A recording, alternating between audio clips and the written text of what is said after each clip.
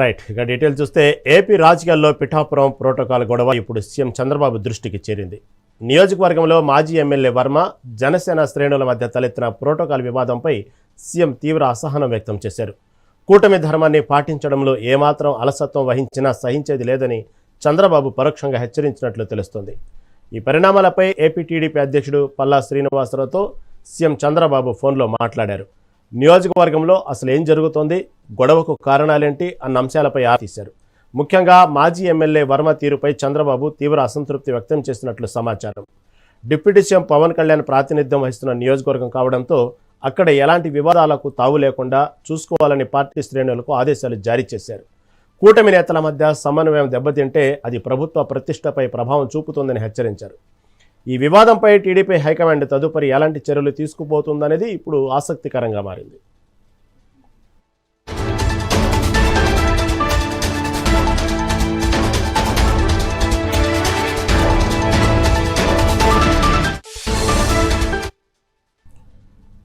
AP రాజకీయాల్లో Pithapuram protocol గొడవ ఇప్పుడు సీఎం చంద్రబాబు దృష్టికి చేరింది. నియోజకవర్గంలో మాజీ ఎమ్మెల్యే వర్మ, జనసేన శ్రేణుల మధ్య తలెత్తిన ప్రోటోకాల్ వివాదంపై సీఎం తీవ్ర అసహనం వ్యక్తం చేశారు. అసలు అక్కడ ఏం జరిగింది, దీని గురించి మరింత సమాచారం మా ఉభయ గోదావరి జిల్లాల రీజనల్ కోఆర్డినేటర్ ఉదయ్ అందిస్తారు. మరింత సమాచారం ఉదయ్.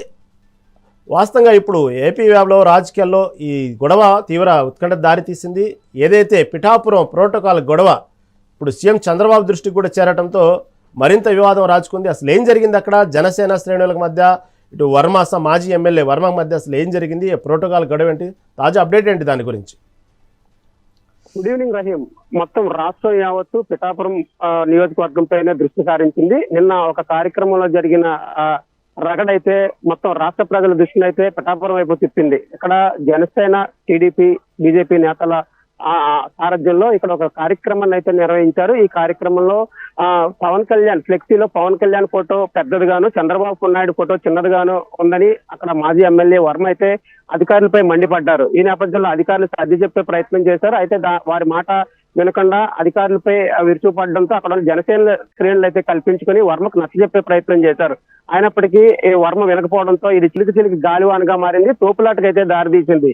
ఈ తోపులాటలో కూడా ప్రముఖ ప్రజాప్రతినిధులు అయితే ఉన్నారు. మాజీ ఎమ్మెల్యే పెండం దొరబాబు, అలాగే ఆయన ఫైర్మెన్, పిఠాపురం ఫైర్మెన్ కమిటీలో కూడా ఆయన మెంబర్ గా ఉన్నారు. అలాగే మాజీ ఎమ్మెల్యే వర్మ కూడా ఈ తోపులాట్ లో ఉన్నారు. అసలు వీళ్ళిద్దరి మధ్య తోపులాట్ అయితే చిలికి గాలివాన మారింది. అసలు అక్కడ ఉన్న జనసేన శ్రేణులు, టీడీపీ నేతలు వీళ్ళిద్దరిని వారించకపోతే అక్కడ ఉన్న కార్యకర్తలు కూడా ఈ రణరంగంగా మారేది ఆ ప్రదేశం. మొత్తం మీద అయితే సద్దుమణిగి వాళ్ళిద్దరిని సముదాయించి సద్దుమణిగేలా అయితే చేశారు. కానీ ఇక్కడ ఈ పరిణామం తర్వాత ఒకరిపై ఒకరు తీవ్ర విమర్శలు అయితే చేసుకున్నారు. నీ చీకటి భాగవతం బయట పెడతానని పెండం దొరబాబు, అలాగే నీ మట్టి మాఫియా గొడవలు బయటకు తీస్తానని వర్మ అయితే ఒకరికొకరు కామెంట్ చేసుకోవడం జరిగింది. అయితే జనసేన నేతలు అయితే సాయంత్రం వారి శ్రేణులకైతే ఒక మెసేజ్ అయితే ఫార్వర్డ్ చేశారు.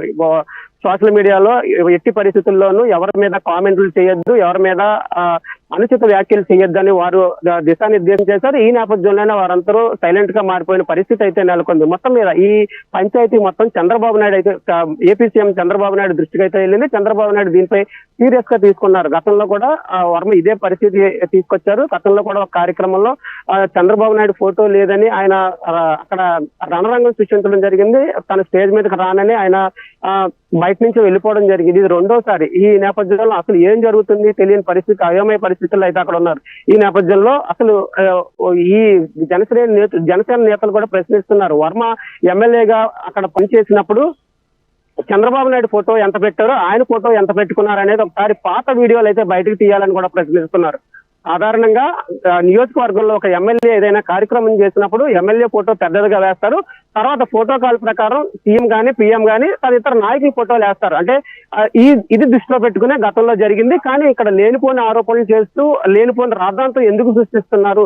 ఇక్కడ జనసేన అలాగే టీడీపీ కూటమి నేతల పొత్తు ధర్మాన్ని ఎందుకు పాటించట్లేదు? మిగిలిన నియోజకవర్గంలో ఇక్కడ కుప్పంలో గానీ లేకపోతే మంగళగిరిలో గానీ అక్కడ ఉన్న జనసేన నేతలు ఎంత హుందాగా వ్యవహరిస్తున్నారు, అదే ఇక్కడ ఎందుకు జరగట్లేదు? ఇక్కడ టీడీపీ పిఠాపురం విషయంలో ఎందుకు జరగట్లేదు అని కూడా వారు ప్రశ్నిస్తున్నారు. దీనిపై చంద్రబాబు నాయుడు అయితే సీరియస్ అయ్యారు. పల్లా శ్రీనివాసరావు టీడీపీ రాష్ట్ర అధ్యక్షుడు పల్లా శ్రీనివాసరావు అయితే మాట్లాడారు. దీన్ని సీరియస్ గా తీసుకోవాలి.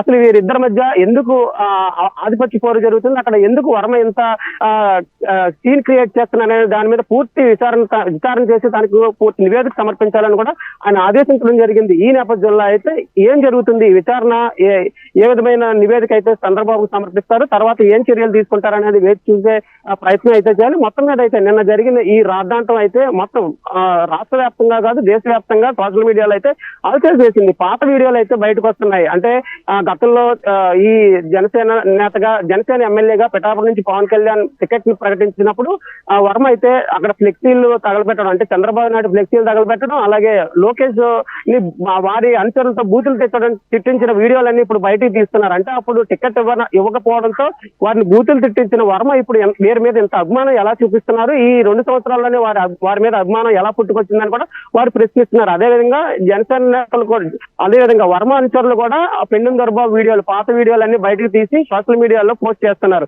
ఇది సోషల్ మీడియాలో ఒక యుద్ధంగా మారింది. ఈ యుద్ధం చిలిచిలికి గాలివానగా మారకుండా అధిష్టానం అయితే అటు జనసేన అధిష్టానం కానీ ఇటు టీడీపీ అధిష్టానం కానీ వీరి జనసేన నేతల్ని అలాగే టీడీపీ నేతల్ని కంట్రోల్ చేయాలని కూడా అక్కడ కార్యకర్తలు కోరుతున్నారు. లేకపోతే ఇక్కడ పిఠాపురంలో పార్టీ తీవ్రంగా నష్టపోతుంది.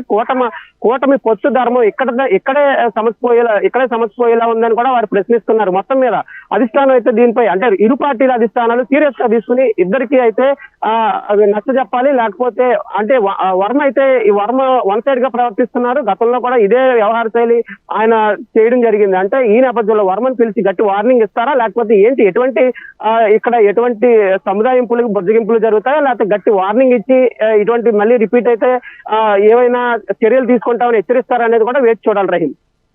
Right Uday, right, thank you for update.